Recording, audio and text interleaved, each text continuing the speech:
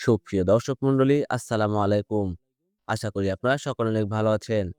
দেশ এবং দেশের বাইরে থেকে যে আমাদের এই ভিডিওটি দেখছেন তাদের সকলকে জানাই আন্তরিক শুভেচ্ছা ও অভিনন্দন।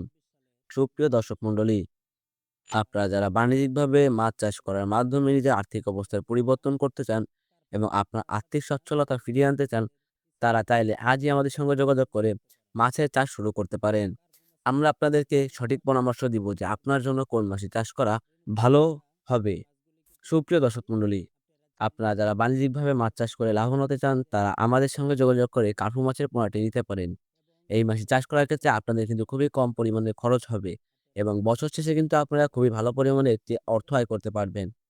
এই মাছে চাষ করার ক্ষেত্রে আপনাদের যে ধাপ অবলম্বন করতে হবে, ধাপগুলোর মধ্যে ১ম এ রয়েছে পুকুর প্রস্তুতি। এই মাছটির জন্য সাধারণত একটি মাঝারি সাইজের পুকুর বেছে নিতে হবে। সেই পুকুরে যেন আগাছা না থাকে এদিকে খেয়াল রাখতে হবে। পুকুরটির পাড়গুলো উঁচু হতে হবে। এরপরে যে ধাপটি আছে সেটি হচ্ছে পোনা মজুদ। স্ক্রিনে আমাদের নাম্বার দেওয়া রয়েছে এবং ডেসক্রিপশনে আমাদের ঠিকানা দেওয়া রয়েছে। আপনারা যারা চান তারা আমাদের সঙ্গে যোগাযোগ করে এই মাছের পোনাটি নিতে পারেন।